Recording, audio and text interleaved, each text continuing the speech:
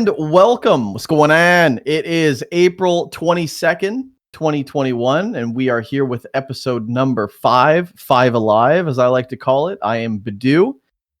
We are back to Warcraft, and joined with me, of course, is the dad, the founder, as always, the big daddy-o, big bald master in I don't know. Hello, Neo.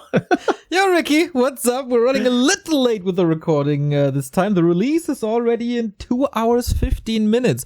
This is super hot. This is as hot as it gets. It's fresh from the oven. Yeah, I think we normally do it, on like Monday and Tuesday, and we have time to like edit and record. And no, this one's just going straight out. We can't re-record. So this is it. This is just going to be our hottest. We haven't actually re-recorded ever. We just kind of hot take it and we go. One take wonders is what they call us internally here at the Back2Warcraft podcast. And this is going on 5 in a row of just nothing but straight net. How's your week been? Last time we talked, I think, was last Tuesday, I think. Yeah, how's horrible. You want to go on with that, or just horrible? No. It's just I think I say this every week, so it's kind of my opening line now. How are you, Ricky? Yeah, I'm fine. I'm all right. Man, I've been getting into this new show. It's called Money Heist on Netflix. Whoo-wee! It's a Spanish subtitle dubbed show. It's really good, and it's 4 seasons. And my sister told me about it, and I'm on season 1. And right after this podcast, I am going to dive into more of it. It's really good. If you guys haven't seen Money Heist, check it out. Is that There's another Spanish show, isn't it? That is really good on Netflix. Dark? That's German, I think. That's German. I know that. That's one of my favorites. In German, it's called Haus des Geldes. I don't know what the English term is, actually. Maybe it's the same. I heard it's really good. But La Casa de Papel or something? Papa's House? Paper House. Paper House. There you go. Close. Yeah, glad you find something that you enjoy. I have, at the moment... Oh, it's actually the same. Money Heist is actually that thing that I was talking about. Okay, maybe I will start this because I'm running out of content to watch. Like, as I said, I've been done with Star Trek. Attack on Titan is done there as well. Everything I watched just ended. So I got a treat. I got a treat for you. Yeah, you got to watch Money Heist. This is a great show. I'm hooked. Like, I'm hooked right now. I'm 6 episodes in. It took me 1 to 2 episodes. Like, I didn't even have to watch to get into it right away. That's really good. Okay, yeah. That is, I think, the straw that breaks the camel's back for me and Money Heist. I'm going to watch it now. Because you said so. Because I trust you. Yeah. Buddy. And you know me, I got good taste. I got good taste when it comes to this stuff, so. Well, you found Carson, so there's got to be something. That's true. I did found him, and I did spawn him out of my urethra. He is my baby. Good shot of sperm, that guy was. But you know what happened this week too, which I thought was pretty cool? You know, we've been doing these podcasts. I don't know who's listening. I never know who's listening. Shout out to all you people that do tune in. You know, some people say they fall asleep to the podcast, which I think is the dream. I fall asleep to a lot of, and that's like the go-to number. Thank you so much for saying that, because I instantly got hard, and I love it. But one guy actually reached out to me and wants to run a tournament, and by listening to episode 3, he just went straight down the checklist with, I don't know anything. Here, please, let's work together. The communication was amazing, and he did that based on what he heard from us on the podcast. So big shout out to that guy that reached out, and I hope we make this tournament pretty sick together, and it should be good. I didn't even bring it up to you yet, Neo, because we're still in the works. But really cool. That's really cool.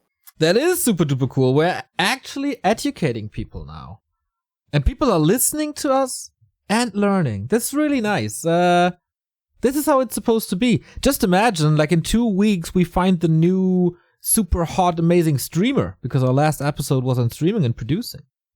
Yeah, and that's probably coming out well, that's the episode that will come out in a few hours from now. Yeah. Publicly. The Patreon guys are, of course, a little cooler than everybody else and got early access a week ago. Big shout out. Yeah, if you guys are Patreons, you obviously are listening to this pretty well on time. But yeah, if it's the 22nd right now today, then you're probably listening to this a week later on the 29th and probably thinking, how can I get this so quickly? Become a patron, and a quick $5 Theory Crafter will do it. That's the tier. And if you're thinking like, I feel so far behind, I want to get up to date, I mean, good contribution on the Patreon, and you get early access to this podcast. And if you're enjoying it, could be worth. Exactly. Or if you're listening to this now and you might think, oh man, I need more of these two guys, then just sign up and then you get 2 episodes in 1 week. Boom. Double trouble. But we actually got some topics here as well, because there's more cool stuff. Like, not just the one guy reaching out to you. More cool stuff was happening. Yeah, go on. It was DreamHack. We are starting into the season. That was the highlight of 2020, for sure. Starting with Anaheim, then 3 seasons, summer, fall, winter, and of course the regional finals early this year. And we start the journey again. Open qualifiers in all 3 regions, and I guess there's ups and downs that we can talk about.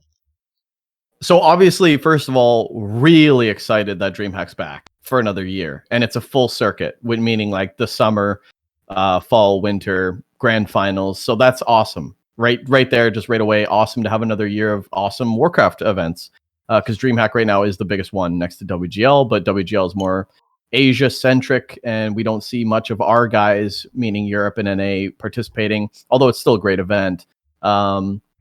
So yeah, big shout outs there, and yeah, we got through the qualifiers. And interesting way of inviting new players. I know that I was kind of in the dark of who was going to be in. I knew for NA, Hitman and Cruncher obviously are guaranteed to be in the main event, I assume, because they were the finalists. And then they said top 4, meaning Hitman, Cruncher, Arc, and Insup and Kiwi were tied. So there would be a tiebreaker. Lots of tiebreakers. We'll touch on that. But a lot of moving parts for this DreamHack Neo, and that's going with Europe and NA. A lot of players not wanting to participate, being replaced out. And we do have like an interesting group of players that we'll see this weekend, because closed qualifiers are this weekend. So I'm excited about that. What are your thoughts on the closed qualifiers? We'll start there. Qualifiers are done. We do have closed qualifier participants locked in as of right now. Wow, it feels like you just touched a million topics at the same time. So let me rewind a little and tell the viewers once again, because some people might actually not know what DreamHack is. It's the biggest circuit. We got this in all regions, Asia, America, and Europe, of course. And we're going to play for $130,000. A couple of money goes to the season finals, and a lot of money is going to the main event. And how do you get to the main event? That will happen in December 2021, hopefully in Beijing. You qualify. You earn points via these races throughout the season, and the guys with the most points go to China, fight for the World Championship. So this is the first out of 3. And yeah, you kind of basically, I think you know this already from last time. Close qualifier first. Okay. How do I start this? I want to start in Europe because that is my region, and I'm a little Euro-centric when it comes to this. We got a banger lineup because, of course, there's the guys who did pretty well in the 2020 season, and there is some hot new guys. We got, I think we talked about him last week already, Starbug. Starbug is the hottest player we got in Europe right now. He took a map off of Moon in Todd's tag team, and then he easily qualified via the first qualifier, and man, did he look good. We had a post-game interview. There was a little bit of shit-talking going on as well. This guy is amazing. We need more Starbug. I knew he was a good player, and he's playing random, so this is kind of interesting as well, as it is pretty unique. He's not picking races, he's just straight up playing random. And he got a great personality for a player as well, so even if DreamHack ends right now, I think we kind of made a little bit of a star out of Starbug. So this is what I'm super hyped about, as well as Lil DC coming back, showing excellent Night Elf micro once again. Johnny Cage, probably the most talented player that we have in Europe at the moment. playing human, of course. They got buffed. They're super overpowered, so no way to stop Johnny Cage. And then we got a returning Spiral as well. This is a hot qualifier, man. And I won't forget to mention my man Dice, because I'm a big Dice fan. Yeah, Dice had a really it's been playing fantastic lately. In the qualifiers, obviously beating Cash and beating Ito, good run, and it's cool to have Cash in there as well, because he wasn't in any of the circuits last year, and he was playing Night Elf, or he was playing random, or he wasn't really into it. And I know I talked to him recently when I was trying to invite him to Dust League, and he said, I'm just coming back right now, but I don't know how. Like that was March, maybe late February. And he said, yeah, I'm just starting to come back. I'm starting to get my motivation back a little bit, but I don't want to rush into Dust League. But if the motivation stays, then yeah, I'll play in a lot more stuff this year, which I was excited about. Cash is one of the OGs, man. He held it down during the dark times. That's for sure. It was Cash, Sonic, Foggy, definitely one of those players that has been a test of time throughout Zotac Cups, Garrett Cups. So it's good to see him back playing. This is a really interesting Europe lineup, like you said. Yeah. The return, like Starbuck, is a really entertaining player. Good personality, good mechanics. Was great in StarCraft 2. Obviously found his way in Warcraft 3, and he's just doing really well. I'm sure he originally spawned from Warcraft 3, but yeah, really having a good run. A lot of new faces, and we'll talk about those too. Like Caspend, I think he's a great guy. Obviously a great TO. He runs that all kill format league. He's been doing it for a while. It's pretty sustainable, pretty good. Super friendly guy. Whenever I talk to him, super nice guy. So the fact that he got a chance to get in there through the qualifiers is pretty exciting. Just a really good lineup. Sorry to cut you off. He's also the one to tell you when Blade is not showing up for tournaments. So... Yeah, he gave me a few heads up. He's like, he's back on the drink, so you might want to. He did give me a heads up. So yeah, no, really great guy. Really good lineup. The Great Wall, obviously a great run in Dust League, and now hopefully he continues that into the big time tournament, which is DreamHack, Star-Shaped, Neutron, Side, the Undead players. Like this closed qualifier could easily be a main event, taking away like Foggy, Happy, X-Lord, Vortex, you know what I mean? But like this lineup is stacked. Yeah, it's a little sad that Juan can't play because it's just so many crazy surrounds recently. He's doing his very, very best in Meisterschaft, but working comes between him and DreamHack, so that is really, really unfortunate. That's the downside. But yeah, we also had to replace Vancouver, so we had 2 extra slots here, and I think this is where we already dive into the nitty-gritty of this episode, because as hyped as we all are for the closed qualifiers and for the lineups, we of course got an amazing lineup in America and Asia as well, but we can talk about this later maybe. The open qualifier process and the following tiebreaker process was not the best work that ESL has ever done. I love the guys. I love working with these guys. Made some cool friends in the last season, but that wasn't the greatest start of all time into the season. Ricky, what happened? Yeah, so a lot happened. A lot of players, obviously, like you said, like Juan, a lot of players need to work. They're not 17, 15-year-old kids anymore. We do have other commitments outside of Warcraft 3. Unfortunately, I would love to just be able to pull everyone, all the best talent, and be able to have them play Wednesday to Sunday, but that's not the case. So we do have players dropping out. So in the qualifiers, qualifier number 1 and qualifier number 2, for both regions, I believe, they were taking certain players or 2 players from each qualifier. So on a Saturday, Sunday, qualifier 1 for NA, NEU, and then qualifier 1 took 2 players, and then the next day, qualifier 2 took another 2 players. Now for dropouts, for the tiebreakers and how players would get into it, ESL, not even ESL, anyone normally might take qualifier number 1 and qualifier number 2 and have them do decider matches if they both, let's say there's 4 players or whatever. I'm not sure how you would do it. ESL instead decided to just take the runners-up from qualifier 2 and have them play decider matches. And in turn, in doing so, they completely neglected the storyline from qualifier number 1.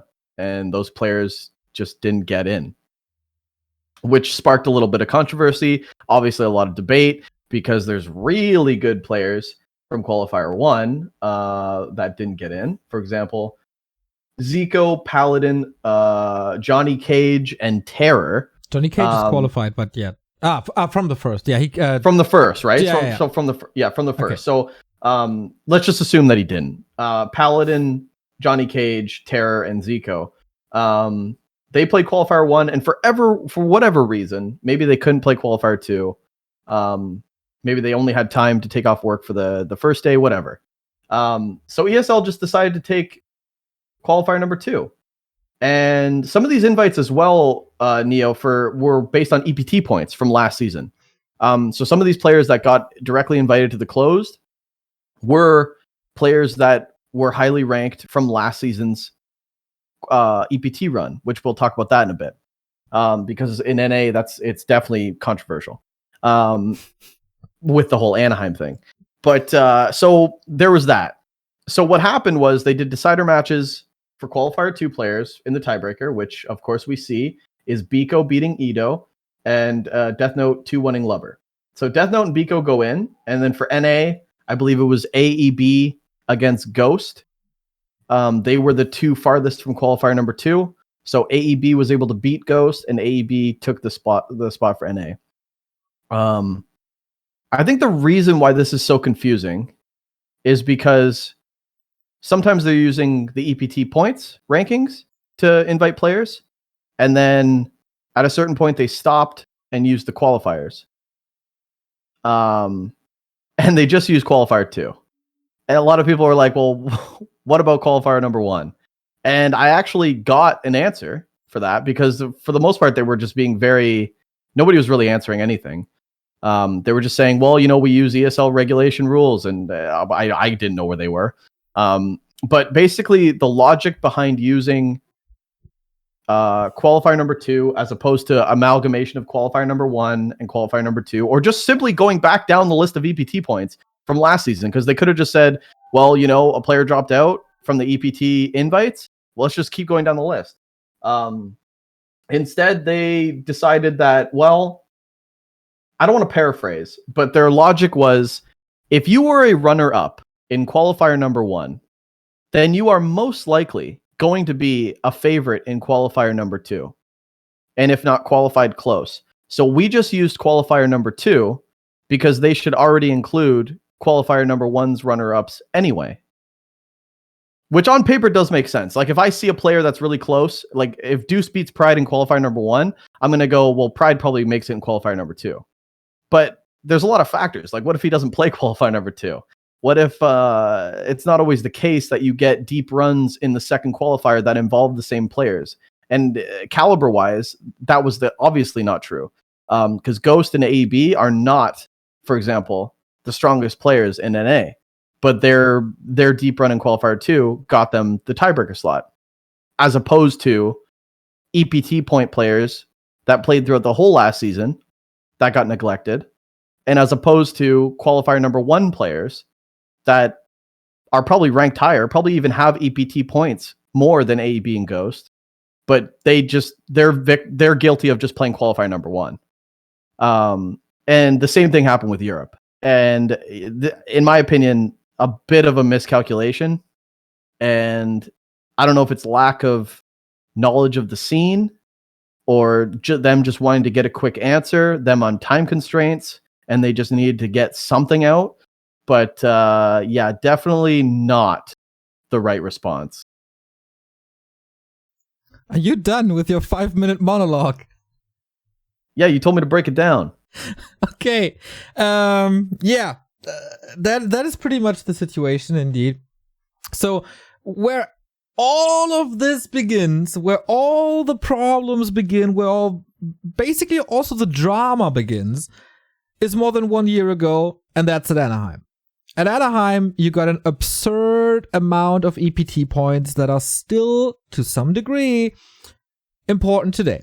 They were important, of course, throughout the entire season 2020, where people who signed up for Anaheim or were there definitely made a top 12 run, and there was an absurd amount of points already that got them a good advantage throughout the 2020 season.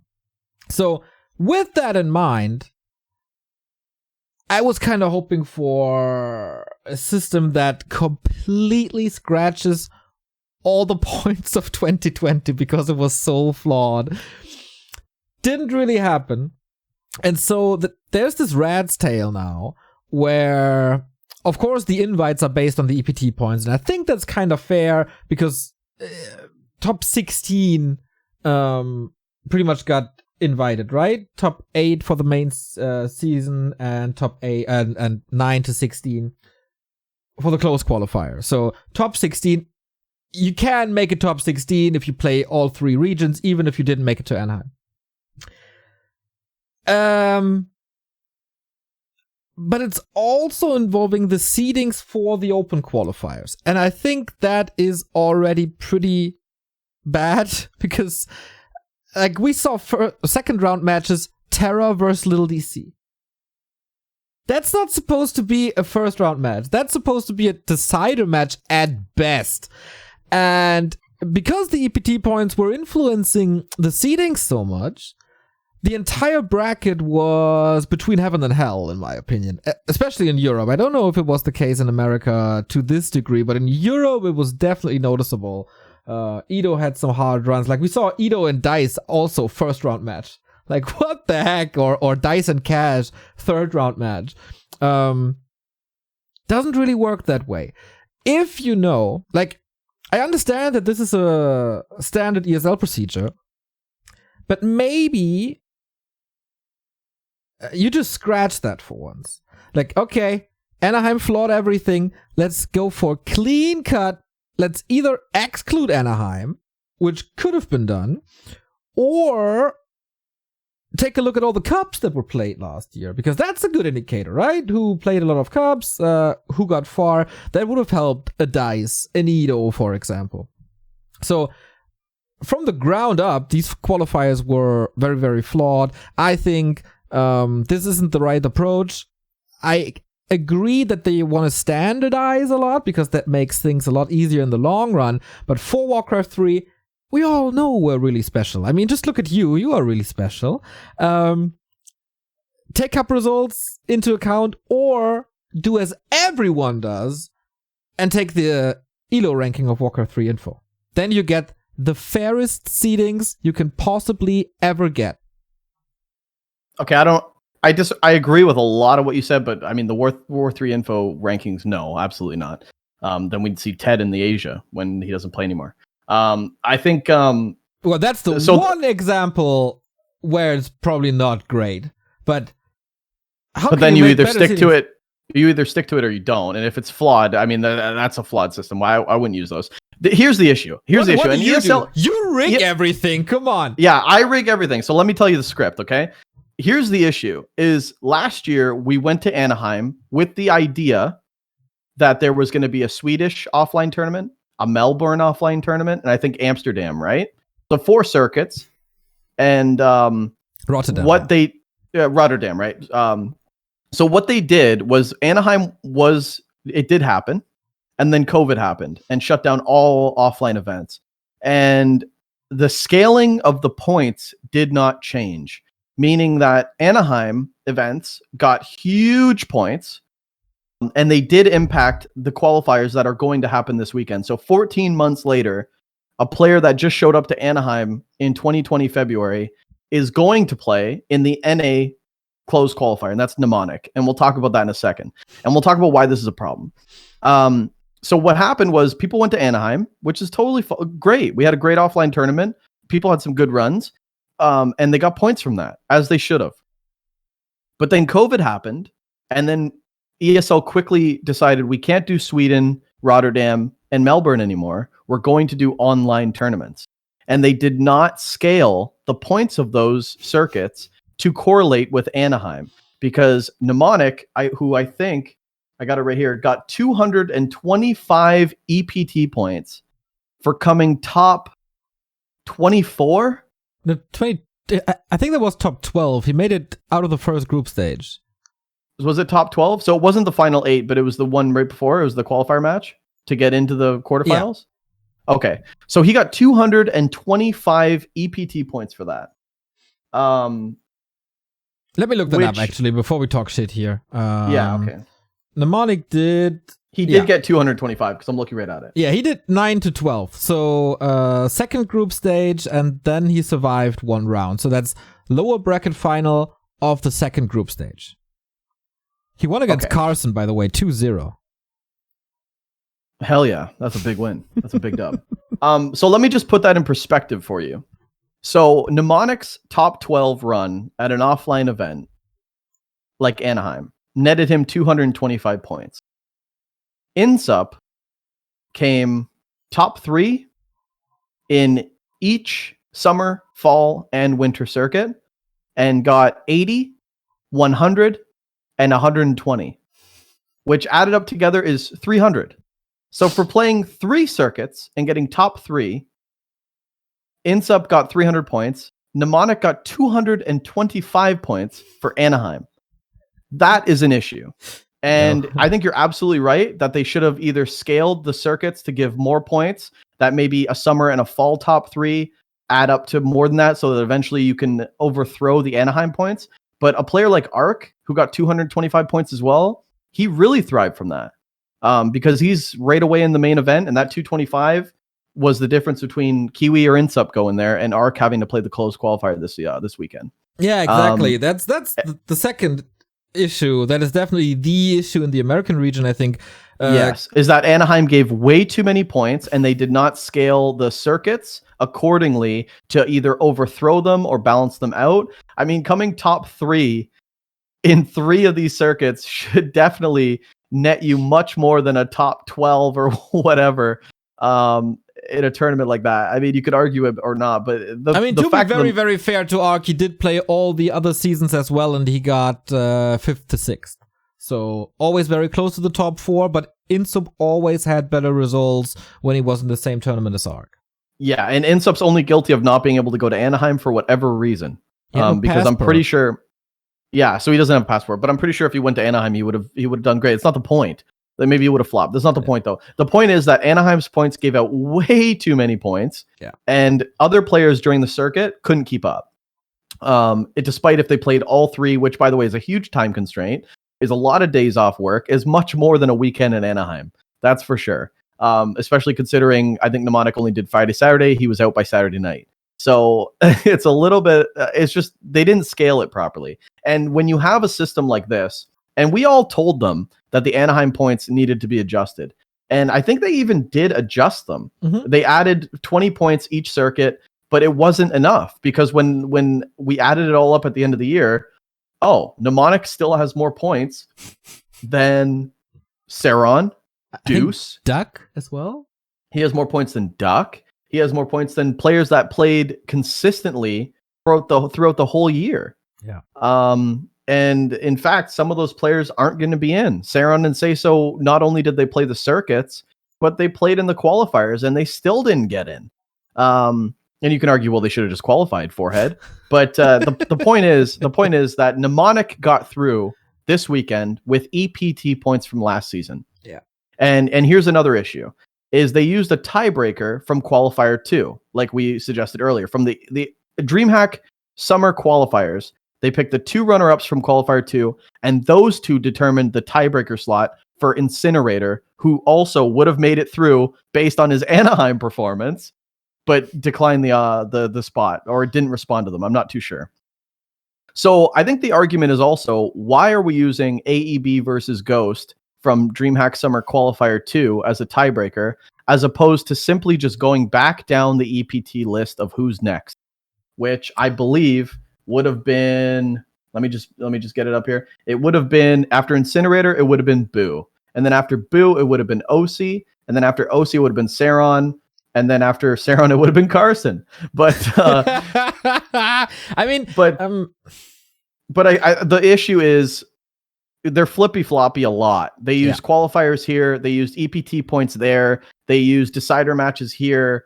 And nothing was ever made clear until after the fact when we look at the grid and we see Mnemonics in the closed qualifier. Who the fuck is that guy? Dude, and then he's a super nice guy. I know. He's one of my beloved Twitter followers here. I love Mnemonic. But the point is really, who the fuck is that guy? Because if you weren't following all of last year, he didn't play.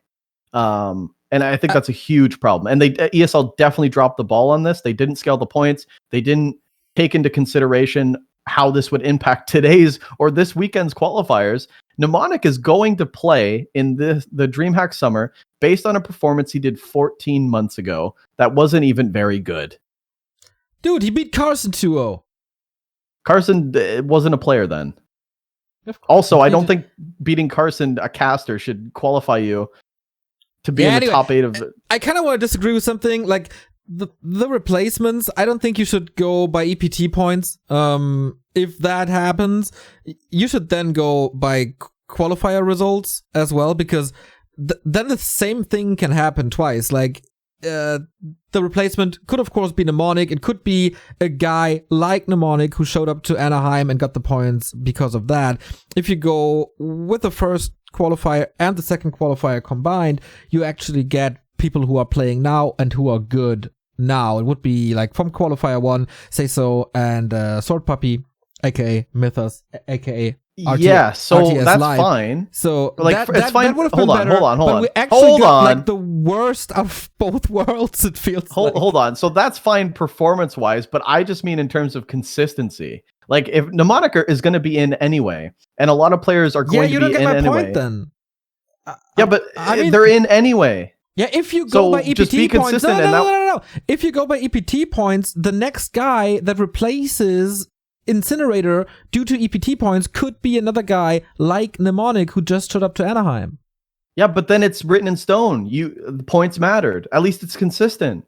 Why is it now we're using EPT points and Mnemonic's in, but for some reason we're going to use Qualifier 2 to decide another slot? Like, I think it should just be a lot of people can argue what's better, but I think if you're going to use EPT points so hugely, then it should just be consistent. At least people would understand it better that way, because now you're saying, okay, well, the EPT points are fine here, but for this player who declined through EPT points, we're going to take the runner-up from this random qualifier, and we're going to use random qualifier. Okay, this is in terms of using qualifier 1 to qualifier 2, it's a random one. Why 2? It's kind of, like, yeah, they gave a story to that, and I think, as I said, their system works if you have proper seedings for both qualifiers, which is not the case, or which was not the case, because the seedings were flawed at the start. If you have proper seedings from the beginning for the open qualifiers, then their narrative works, and you actually get the best players in the round of 8, probably twice. But because the best players eliminate each other in round 2 and round 3, pretty much, you get very, very flawed results. So, in my opinion, all this EPT point or qualifier thing wouldn't be such a big issue if not for the bad seedings in the open qualifier right at the start.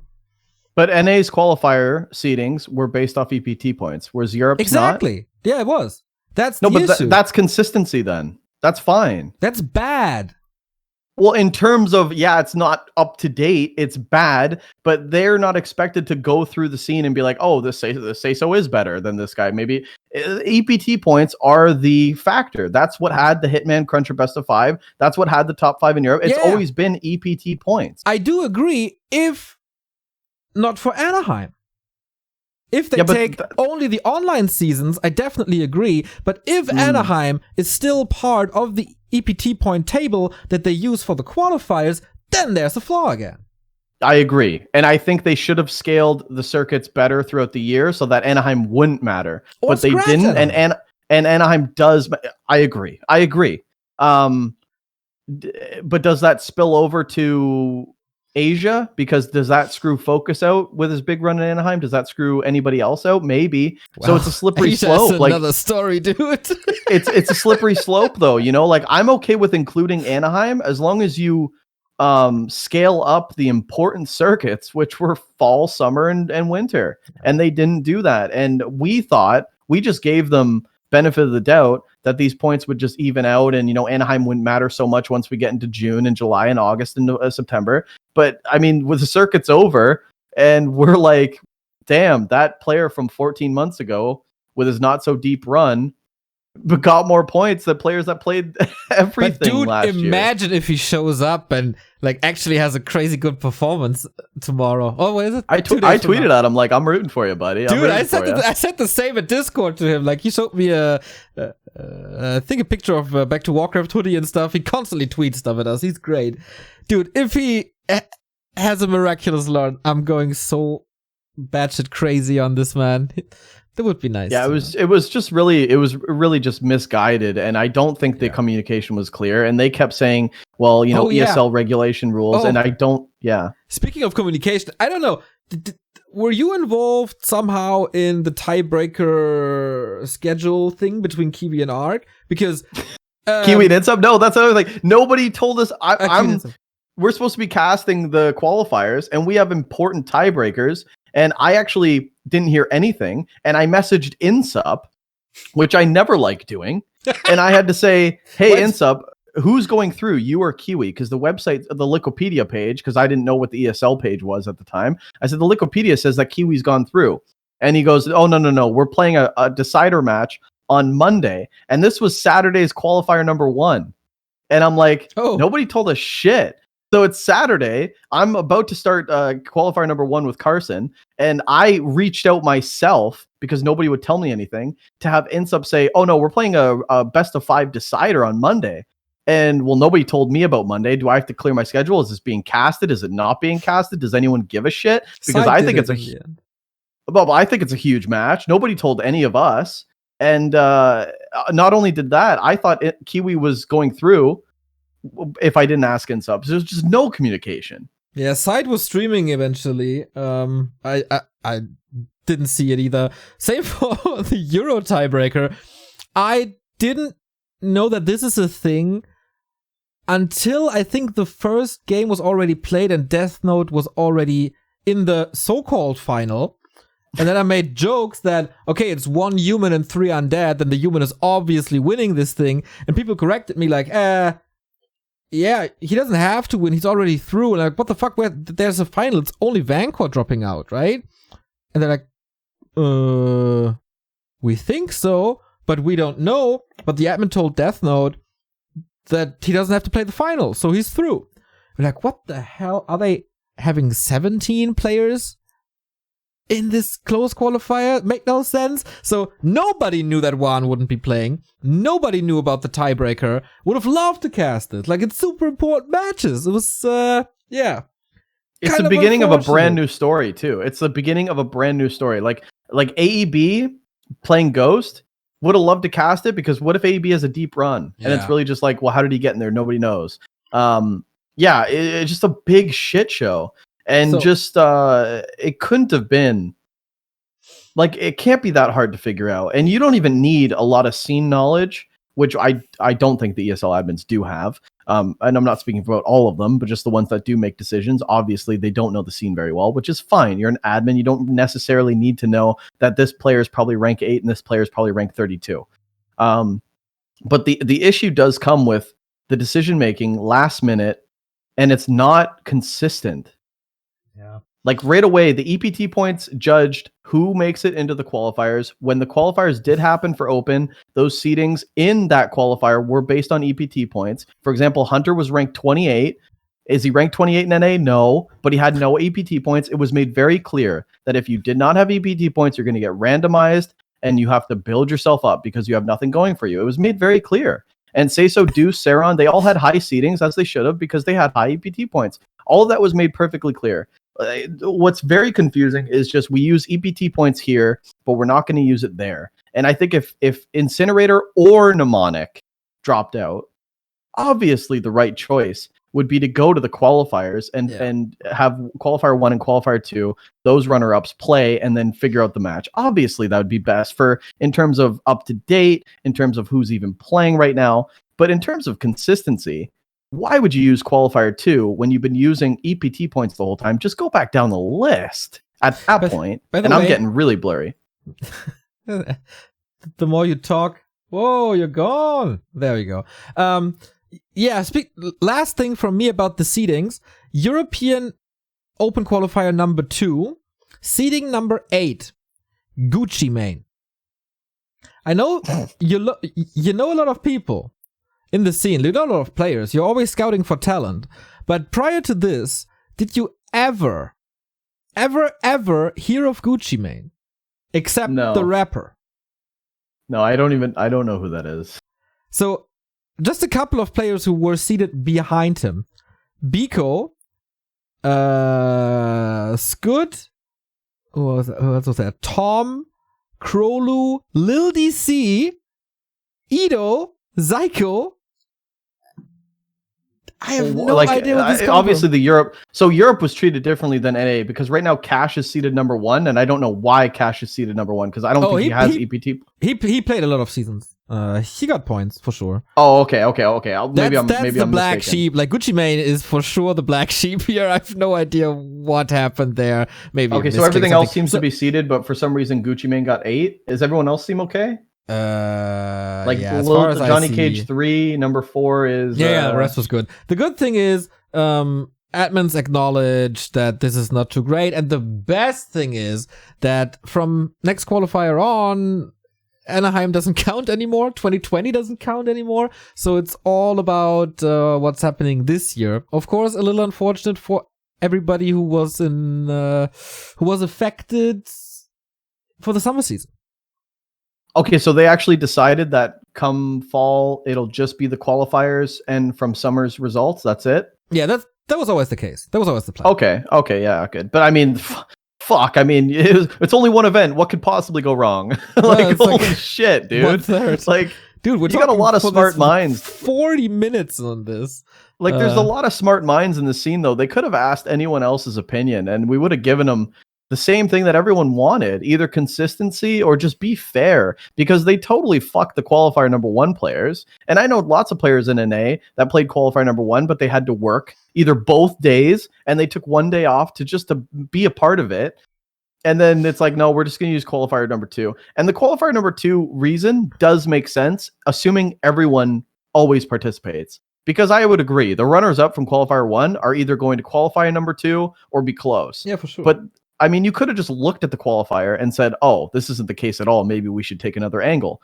But just none of that was done. And people did get fucked over. And there's a lot of players that we're just not going to see in the circuit because they're guilty of either playing qualifier number 1 or not going to Anaheim now. Huge differences. And it's still going to be a great circuit, though. And to be honest, especially for the main event, this will all probably not matter a bit. Well, of course not. In the grand scheme, Happy's still going to win a forehead. If Grubby was playing, he'd win. But no, I think it'll still be great. I think there's some good stories. Obviously, Cruncher, Hitman, Foggy, Happy. There's Vortex, Happy. A lot of good stories. And there's new faces, man. New blood, new strategies. Starbuck, the Great Wall. All of these guys with really weird styles. It's like a new re-energized season. Yeah. At least it feels like that for me. It's a little worrying when you look at the number of signups for these qualifiers. They were announced way in advance in early December, I think. And across the board, numbers dropped. That is no big surprise. I think the Reforged hype is, of course, over. But for example, Europe for summer 2020 had 100 signups for a qualifier. Now it's like 50. So cut in half. Asia is even worse. America is kind of stable, which is pretty cool.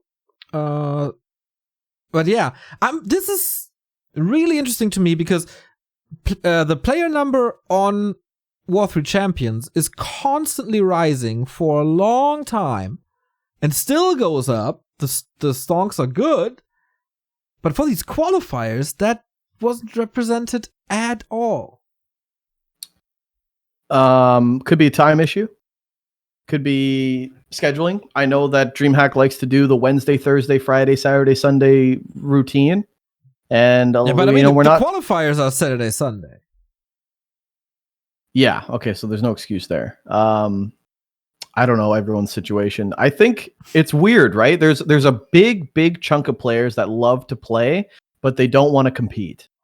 And that's an issue we're having. Why do, like you say, these hundreds of players want to play War 3 Champions, super active in the gym discords or whatever discord they're in, love Warcraft 3, but when something fun and competitive comes in, they're not in the bracket. And that's with competitive players too. You know, like I had to tell Hunter about this tournament or he wasn't going to play. That's a fact. Well, Hunter is a very special case. You can tell him the time and the date. You can set an alarm for him. You can call him and he will still forget to sign up. Great guy though. Top guy though, but yeah, I think that's an issue, and that's like a question for the ages, man. How do we get people to compete and sign up, and how do we get? I know there's maybe 80 to 100 players in NA. How do we get them all into this bracket? How do we show the numbers that we have? Because fuck me, you look at Asia and you look at Europe, and you're like, this game's dead. If you're an outsider looking at it, you're like, there's 30 signups. For Asia, there was like 10. There was like not even, man. First qualifier was 7. Second qualifier was 4. So everybody who signed up got a spot. That's fucking crazy. That is crazy to me. There's quite some competition at the moment in Asia, of course, because TD and Infi, TH, and Fly, they're all running events, so there's a lot of stuff out. And I think they have no Asian advertisement, really. And I think you can only sign up with the VPN, especially from China. So the Koreans are all here. Most of them are already qualified, of course. But I think, especially the Chinese, having a hard time signing up for this. And I really hope they tackle this. I, of course, addressed it. And I put this into very, very capable hands. So I hope we see bigger numbers for fall and winter. But yeah, once again, in the grand scheme of things, for the World Championship later, this won't matter too much. But yeah, they must have seen the writing on the wall. Like, this was kind of the development we saw from summer to fall to winter in all the seasons, and I don't know if too much was done about it. I really like the advertisement and the social channels they do for Europe and America, though, like Twitter and Facebook. They're really well done. Good graphics, good timings, everything announced in advance, all the important dates in the tweets. So if you want to get the information, you get the information. But we come to another point here. Warcraft players are freaking lazy.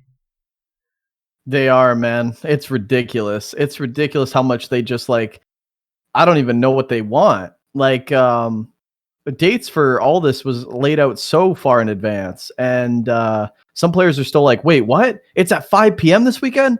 Like, I gotta work. And it's like, dude, you were told, you were at least notified like a month and a half ago. You could have made arrangements, but players just don't care. And like, as for the Chinese players not being announced, it's kind of hard, right? Because they don't have Twitter, they don't have Facebook, they don't have Instagram. They do have TikTok, but they don't.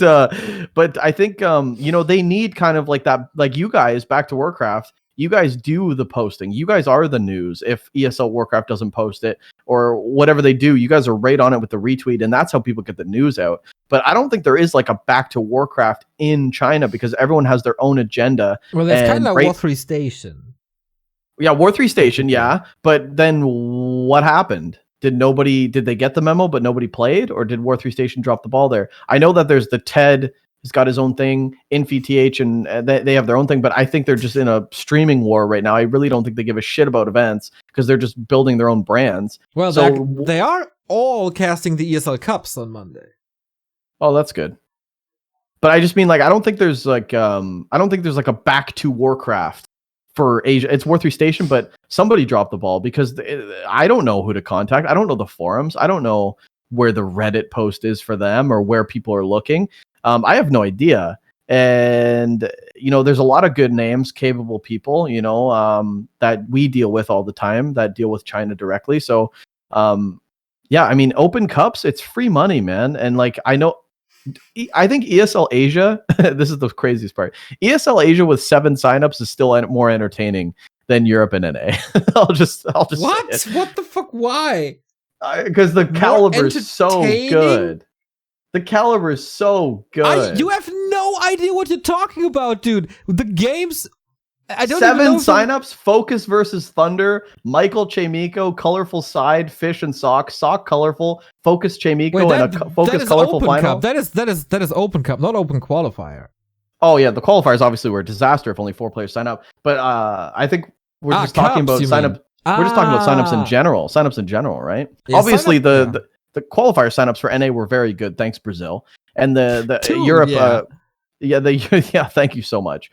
And Europe signups are flattening but decent. But they're obviously less than last year. Obviously 4 players signing up: Angshi and Alice and Shishi. I think they just got through with Thunder. I think they just got through just by signing up. That's obviously a disaster. But if they did play, it would still be good games. So let's get 15, 20 of the Asian players, and then it's a success, you know? Do the Asians really have better things to do than a DreamHack qualifier? It seems like it. What the hell's going on over in Asia? I want a piece of that. Yeah, I don't really know. There's a 3-on-3 competition. There was TED Cup that weekend for $12,000 with a huge bracket. Well, there you go. You got people the conflict of interest. Like Ted doesn't give a shit about DreamHack. Like TED Cup was that I think that hurt the DreamHack qualifiers quite a bit. But yeah, man, we're 15 minutes in. Is there anything else we can talk about? I think like that's kind of done. We're going into the close qualifiers tomorrow, and the matches are amazing. To sum this up, I can tell you the matches we will be doing in Asia and Europe. We decided that already. So there is a branch. It's double elimination with 16 players, so you have to win 2 matches and then you're qualified. If you lose 2 matches, you're out. There is a branch with Fortitude, 15 Sway, Angshi, and Mikael. So that's gonna be our branch for that tournament, and then we'll see on day 2 what we do. In Europe, we decide to go for a star-studded round of 16 between Cash, Star-Shaped, Starbuck, and Ente. This is gonna be bangers. I think Todd will be streaming as well, and then on day 2, once again, we'll see what we do. Did you pick matches for America already? I think the matches are laid out. The Wikipedia should be updated. Yeah, I mean, what you are streaming. I think Carsten's streaming, right? You're working or something? Day 1, I am not there. Yep. Day 2, I'm there. Where's the passion, Ricky? Don't do that. But I do. Seriously. Then if I could quit my. When I got to know you in Anaheim, there was more passion in you. Oh, you think I'm flattening? It's because of all the money you get now, right? With this podcast. You think I'm losing that spark? You think the money's changed me? I'm losing my grind, no. All you see is dollar bills now. True. I mean, we're all doing very well. We're all doing very well. Thank burgers. You. Yeah. So Insub, I don't know if you're pulling that up or not, but Insub.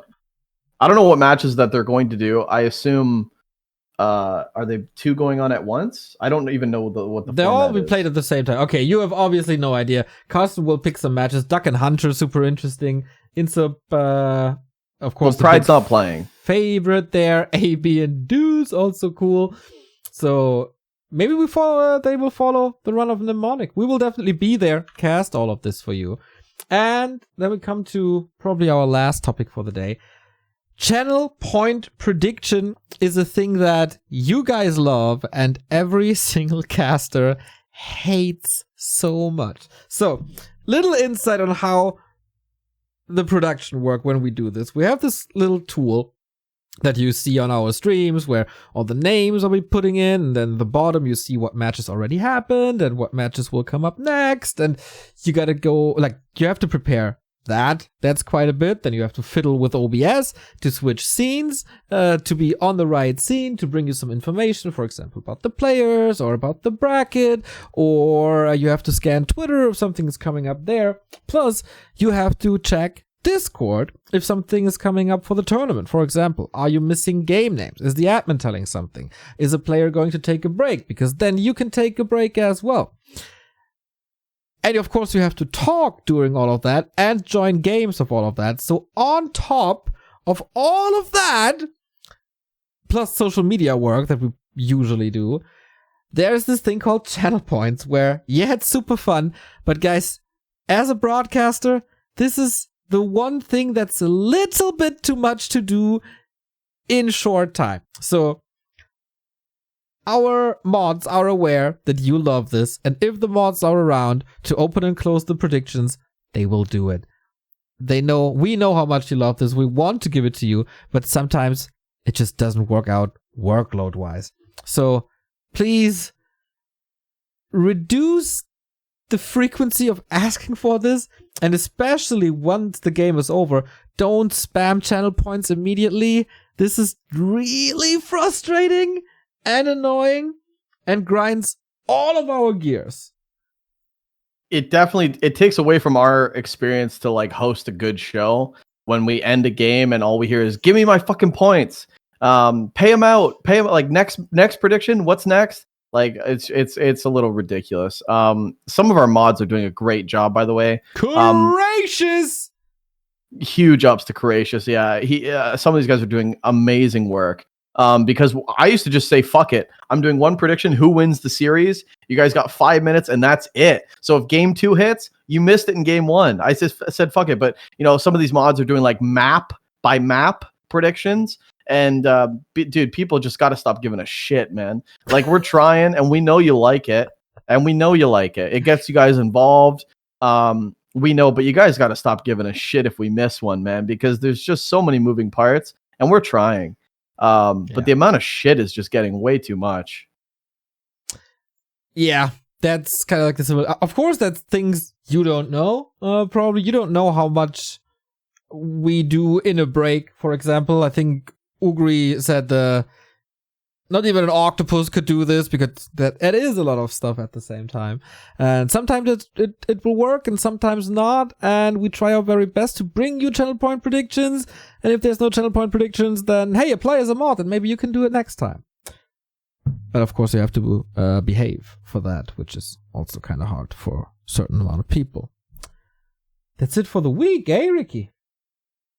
Yeah, I think we definitely wanted to touch on, obviously, DreamHack coming up this weekend. Guys, by the time you hit the next podcast, it will be, it'll already be done because this is going to get released on the 29th. But yep, I hope you guys are enjoying DreamHack. Hope you guys are enjoying the show. And I think it's very important to touch on this because it was a big storyline. A lot of players kind of missed out on some opportunity there and a little bit of. I'm glad they're not following up with the EPT points from last season going forward. So hopefully after this great summer, which I think it will be a great summer circuit, we can just start to get into just good old competition and have a really good year. And, like I said, thanks to the ESL again for putting on a great, sorry, we hosed you throughout this hour, but thanks for putting on a great event as always. And, I'm looking forward to it. Definitely. Yeah. Especially when it comes to the round of 16, then when the, season really starts and it is about the top 10 players who makes it to China at the end of the year. We will all forget about this qualifier thing. Some people will remember because some people remember everything, but it won't matter. And yeah, maybe 1 or 2 people will complain because it dropped them an opportunity, but same is true for one who can't do it due to work. And sometimes shit happens.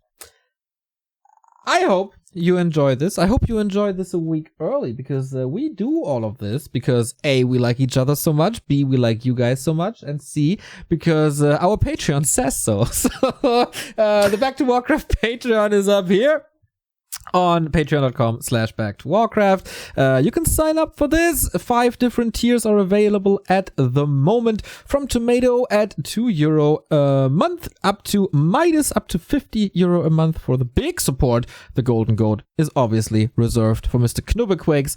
You can also pay annually to save yourself 10%. You get access to exclusive Discord channels and get, of course, the supporter role there. You get access to this very podcast 1 week in advance via audio and video. You can take part in the weekly Q&A, which I didn't forget about that at all. I will touch on that. For the coach session, you get monthly music and movie recommendations by Carson, me, and Remo. Also, of course, prioritized. Plus, monthly custom game evenings. Those happen next week. maybe a quick sign up. Replay analysis twice a week, a shout out at the end of the stream, and if you want to be very, very generous, we have a limited amount of Midas supporters where you get private coaching by Remo and Carson in Warcraft, by me in OBS, and maybe you can get a one-on-one talk with Ricky or something. Plus, of course, the Back2Warcraft VIP. So, there was a question, because last time we talked about streaming and producing and all that stuff, and we said it's very important to have a schedule. I stand by that. The question was, what's the most up-to-date? Because we have schedules on our homepage, back2warcraft.com. On Twitch, there's a function to look up a schedule. And, of course, we have our socials. So, what's the most up-to-date? What's more accurate? What do we feed? So, the number one thing, always homepage. That's done the most in advance. And the most accurate. This is what I pay a lot of attention to. Then, of course, socials. We try to do a weekly schedule. We try to do a daily schedule, but of course, if we stream, you see it there. And this will be better in the future, I promise. Twitch schedule. I kinda neglect that. I set that up every once in a while, but don't trust the Twitch schedule. I'm trying to be better. I promise. I will try, but I can't promise that it will work. I don't even know what the Twitch schedule is. What is that? Is that like in the about? Yeah, man, it's like an about section, but it says schedule, so you can set up. I would definitely. I think like we actively like give each other shit if that website is not updated. Like the website schedule is the most prioritized. Yeah. Minus like an impromptu stream, which I think you did with Todd's tag team the other day with the moon, and minus anything that's like super last minute, we're just jumping on it, which is actually bonus for you guys. The event is at least 24 hours to not 48 hours updated.